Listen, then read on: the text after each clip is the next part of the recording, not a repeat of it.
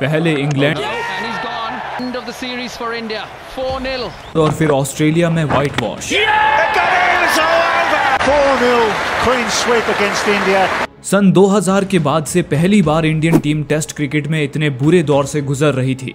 जुलाई 2011 तक world cup जीतने के उत्साह से लबरेज इंडियन टीम वर्ल्ड क्रिकेट में टॉप पर थी, लेकिन 2011-12 का ऑस्ट्रेलिया टूर समाप्त होते होते दुनिया की नंबर 1 रैंक वाली टीम 6 महीनों के अंदर 2 बार 4-0 से हार चुकी थी। टीम पर टेस्ट क्रिकेट खेलने के इंटरेस्ट पर सवाल उठने लगे। कहा जाने लगा कि इंडियन टीम के ज्यादातर खिलाड़ी टेस्ट क्रिकेट खेलने के लायक ही नहीं है। ना उनके पास ढंग का कोई लीडर है, ना ऐसे प्लेयर्स जो रिस्पॉन्सिबिलिटी ले सके।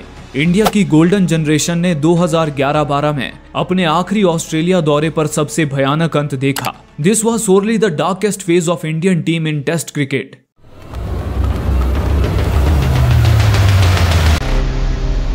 This test series was a much awaited and a much anticipated one. ये सीरीज इंडिया एंड ऑस्ट्रेलिया दोनों के लिए काफी चैलेंजिंग होने वाली थी। दोनों ही टीमों के पास खुद को साबित करने के अपने अपने रीजंस थे। पहले एशेज और फिर साउथ अफ्रीका दौरे पर ऑस्ट्रेलिया का प्रदर्शन कुछ खास नहीं रहा था, तो वहीं इंडियन टीम इंग्लैंड में हुए व्हाइट वॉश की कड़वी यादों को मिटाना चाहती थी। ऐसा माना जा रहा था कि इंडिया के पास ऑस्ट्रेलिया में टेस्ट सीरीज जीतने का यह सबसे अच्छा मौका था, क्योंकि एक तो ऑस्ट्रेलियन टीम ने हाल ही में अच्छा प्रदर्शन नहीं किया था और दूसरा वो ट्रांजिशन के दौर से गुजर रही थी।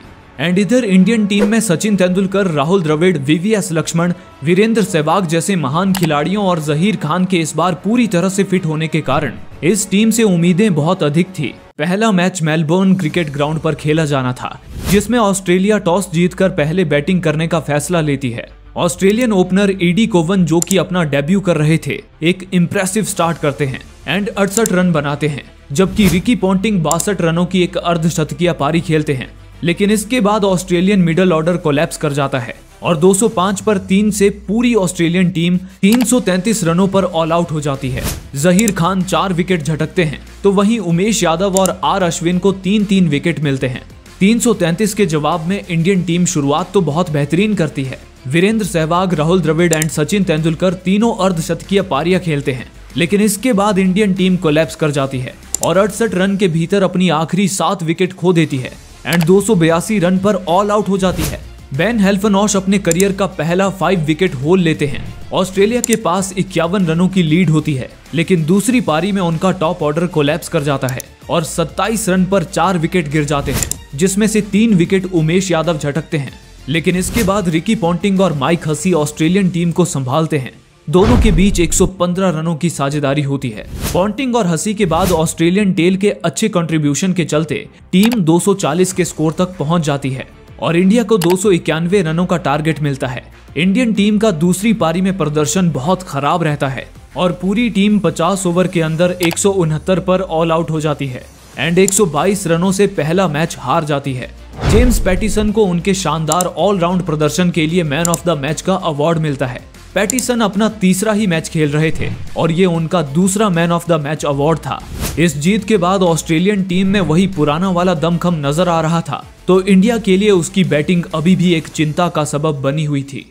दूसरा मैच सिडनी क्रिकेट ग्राउंड में खेला जाना था। इस ग्राउंड पर इंडिया का रिकॉर्ड काफी अच्छा था। साल 1991 और 2003 में इंडियन टीम यहां ड्रॉ करा पाई थी, तो 1999 के टूर पर लक्ष्मण की पहली सेंचुरी भी इसी ग्राउंड पर आई थी। पिछले दौरे पर भी इंडिया ने यहां ऑस्ट्रेलियन टीम को डोमिनेट किया था। सभी ऑस्ट्रेलियन ग्राउंड्स में से इसी ग्राउंड पर इंडियन टीम की बैटिंग एवरेज सबसे अच्छी थी। खासकर वीवीएस लक्ष्मण और सचिन तेंदुलकर का रिकॉर्ड तो इस ग्राउंड पर बेहतरीन था। सचिन ने इस ग्राउंड पर जहां 2 शतक और एक दोहरा शतक लगाया था, वहीं लक्ष्मण ने इस ग्राउंड पर 3 शतकीय पारियां खेली थी। इसलिए सभी को इस मैच से इंडियन टीम की वापसी की उम्मीद थी। इंडियन टीम टॉस जीतकर पहले बल्लेबाजी करने का फैसला लेती है। एक बार फिर से ऑस्ट्रेलियन बॉलर्स इंडियन बल्लेबाजों को डोमिनेट करते हैं और इंडियन टीम 191 रनों पर ऑल आउट हो जाती है। धोनी और आर अश्विन के बीच इंडियन इनिंग की एकमात्र अर्धशतकीय साझेदारी होती है। धोनी, जो कि इंडियन टीम के टॉप स्कोरर थे, 57 रन बनाकर अंत तक नाबाद रहते हैं। ऑस्ट्रेलिया की तरफ से जेम्स पैटिसन सबसे ज्यादा विकेट झटकते हैं। इसके जवाब में ऑस्ट्रेलियन टॉप ऑर्डर एक बार फिर से कोलैप्स कर जाता है और वो 37 पर 3 विकेट खो देते हैं। जहीर खान तीनों विकेट झटकते हैं, लेकिन इसके बाद रिकी पॉन्टिंग और माइकल क्लार्क पिच पर खूंटा गाड़ देते हैं। दोनों के बीच 288 रनों की साझेदारी होती है। पॉन्टिंग 31 पारियों से चले आ रहे अपने शतक के सूखे को खत्म करते हैं और 134 रनों की एक शानदार पारी खेलते हैं, जबकि क्लार्क शतक के बाद भी नहीं रुकते हैं। पॉन्टिंग के आउट होने के बाद वो माइक हसी के साथ 334 रनों की साझेदारी करते हैं। हसी नाबाद 150 रनों की पारी खेलते हैं तो क्लार्क नाबाद 329 रनों के साथ एक शानदार तिहरा शतक लगाते हैं। ऑस्ट्रेलिया 468 रनों की बड़ी लीड के साथ 659 रनों पर अपनी पारी घोषित करता है। इंडियन टीम गौतम गंभीर, सचिन तेंदुलकर, वीवीएस लक्ष्मण और अंत में आर अश्विन की अर्धशतकीय पारियों के बावजूद 400 रनों पर ऑल आउट हो जाती है एंड एक पारी और 68 रन से दूसरा मैच भी हार जाती है। बेन हेल्फनॉश एक बार फिर से 5 विकेट झटकते हैं। इस हार के साथ ही इंडिया के तीनों दिग्गज खिलाड़ियों का ऑस्ट्रेलिया में टेस्ट सीरीज जीतने का ख्वाब टूट जाता है। अभी भी इंडिया यहां से सीरीज ड्रॉ करा सकती थी और बॉर्डर गावस्कर ट्रॉफी को रिटेन कर सकती थी, लेकिन इंडियन टीम की फॉर्म को देखते हुए ये लगभग नामुमकिन सा लग रहा था। तीसरा टेस्ट पर्थ में खेला जाना था। विनय कुमार इस मैच से अपना डेब्यू कर रहे थे। ऑस्ट्रेलिया टॉस जीतकर पर्थ की ग्रीन पिच पर पहले बॉलिंग करने का फैसला लेता है। इंडियन बल्लेबाज एक बार फिर से ऑस्ट्रेलियन फास्ट बॉलर्स के सामने बेबस नजर आ रहे थे एंड पूरी इंडियन टीम 161 रनों पर ऑल आउट हो जाती है। इंडियन टीम 30 रन के भीतर अपने आखिरी 6 विकेट खो देती है। विराट कोहली 44 रनों के साथ इंडियन टीम के टॉप स्कोरर रहते हैं। इसके जवाब में ऑस्ट्रेलियन ओपनर्स खासकर डेविड वार्नर इंडियन गेंदबाजों की मार कर बखियां उधेड़ देते हैं। वार्नर 69 बॉल्स में शतक ठोककर फास्टेस्ट 100 बाय एन ओपनर का रिकॉर्ड बना देते हैं। वार्नर और कोवन के बीच पहले विकेट के लिए 214 रनों की साझेदारी होती है। डेविड वार्नर 180 रनों की एक बेहतरीन इनिंग खेलते हैं, लेकिन इसके बाद ऑस्ट्रेलिया 155 रन के भीतर अपने 10 विकेट खो देती है और 369 पर ऑल आउट हो जाती है। ऑस्ट्रेलियन टीम के पास 208 रनों की बढ़त होती है। इंडिया की तरफ से उमेश यादव 5 विकेट झटकते हैं। दूसरी पारी में भी इंडियन बल्लेबाजों का खराब प्रदर्शन जारी रहता है और इस बार इंडियन टीम 171 पर ऑल आउट हो जाती है एंड इंडिया ये मैच एक पारी और 37 रन से हार जाती है। इंडिया की तरफ से विराट कोहली 75 रनों के साथ टीम के टॉप स्कोरर बनते हैं। एक बार फिर से इंडिया के एक्सपीरियंस्ड प्लेयर्स ऑस्ट्रेलियन तेज गेंदबाजों को संभालने में नाकाम रहते हैं। इसी वजह से इंडिया के हाथों से ये बॉर्डर गावस्कर ट्रॉफी फिसल जाती है। डेविड वार्नर को उनकी शानदार पारी के लिए मैन ऑफ द मैच का अवार्ड मिलता है, तो वहीं इंडियन कैप्टन MS धोनी को स्लो ओवर रेट के कारण एक मैच के लिए सस्पेंड कर दिया जाता है। धोनी की जगह आखिरी टेस्ट में वीरेंद्र सहवाग कप्तानी कर रहे थे। आखिरी टेस्ट एडिलेड ओवल में खेला जाना था। ऑस्ट्रेलियन टीम टॉस जीतकर पहले बल्लेबाजी करने का फैसला लेती है, लेकिन आर अश्विन की बेहतरीन गेंदबाजी के चलते ऑस्ट्रेलिया के 84 रन तक 3 विकेट गिर जाते हैं।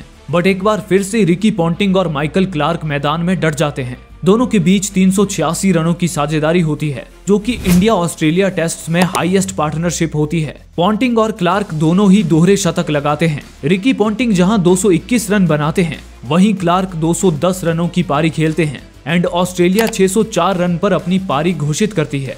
इसके जवाब में एक बार फिर से इंडियन बैटिंग लाइनअप फ्लॉप रहती है और 122 पर उसके 5 विकेट गिर जाते हैं। इसके बाद विराट कोहली और रिद्धिमान शाह में एक शतकीय साझेदारी होती है और विराट कोहली अपने करियर का पहला टेस्ट शतक लगाते हैं, लेकिन इंडिया अपने आखिरी 4 विकेट 47 रन के भीतर खो देती है और 272 रनों पर ऑल आउट हो जाती है। ऑस्ट्रेलिया की तरफ से पीटर सिडल 5 विकेट झटकते हैं। ऑस्ट्रेलिया हालांकि इंडिया को फॉलो ऑन नहीं देती है और दूसरी पारी में पॉन्टिंग के नाबाद 60 रनों की पारी के बदौलत 167 रनों पर पारी घोषित कर इंडिया के सामने 500 रनों का टारगेट रखती है। टारगेट का पीछा करते हुए इंडियन टीम के वीरेंद्र सहवाग की 53 बॉल में खेली गई 62 रनों की पारी भी कोई काम नहीं आती है और इंडिया 201 रनों पर ऑल आउट हो जाती है।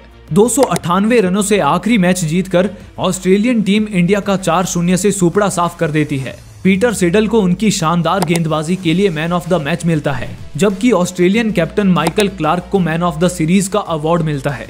इंडिया विदेशी जमीन पर लगातार 8 मैच हार चुकी थी। हार के बाद इंडियन कैप्टन महेंद्र सिंह धोनी इसकी पूरी जिम्मेदारी खुद लेते हैं एंड कहते हैं कि I am the culprit. Of course Dhoni captain and एक बैट्समैन के तौर पर बुरी तरह से फेल रहे थे and he should be blamed, लेकिन केवल वो ही नहीं, it was Indian teams collective failure. Series में इंडियन बैटिंग एंड बॉलिंग दोनों ने इक्वली डिसअपॉइंट किया था।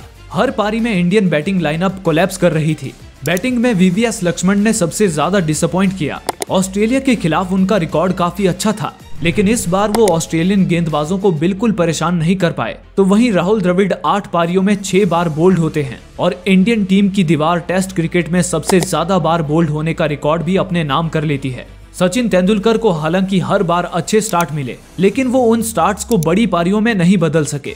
गंभीर को आउटसाइड ऑफ की गेंदों ने तंग किया तो Sehwag seaming ball and extra bounce को हैंडल नहीं कर पाए। बॉलिंग में उमेश यादव ने एकमात्र 5 विकेट होल अर्जित किया था, लेकिन कंसिस्टेंसी उनके लिए एक प्रॉब्लम बनी रही। उनके अलावा ईशांत शर्मा अपने पिछले दौरे के प्रदर्शन को रिपीट नहीं कर पाए। तो वहीं जहीर खान पहली बार ऑस्ट्रेलिया में कोई सीरीज पूरी खेले थे, लेकिन वो एक भी 5 विकेट होल नहीं ले पाए। इस सीरीज में टीम इंडिया के लिए एकमात्र पॉजिटिव विराट कोहली साबित हुए। दुनिया उनके खिलाफ थी, फैंस उन्हें गालियां दे रहे थे, मैच रेफरी ने उन पर फाइन लगा दिया था, मीडिया उनके बारे में नेगेटिव लिख रही थी, बट इन सब के बावजूद कोहली लगातार अपने खेल को इम्प्रूव करते रहे। He was the only Centurion for India and India की तरफ से सीरीज के हाईएस्ट रन स्कोरर भी विराट कोहली ही थे। 4-0 से बुरी तरह से हार के बाद इंडियन टीम पर टेस्ट क्रिकेट खेलने के इंटरेस्ट पर सवाल उठने लगे। कहा जाने लगा कि वो सिर्फ T20 क्रिकेट खेलना चाहते हैं। इंडियन टीम के ज्यादातर खिलाड़ी टेस्ट क्रिकेट खेलने के लायक ही नहीं है। ना उनके पास ढंग का कोई लीडर है, ना ऐसे प्लेयर्स जो रिस्पॉन्सिबिलिटी ले सके। This was sorely the darkest phase of Indian team in test cricket.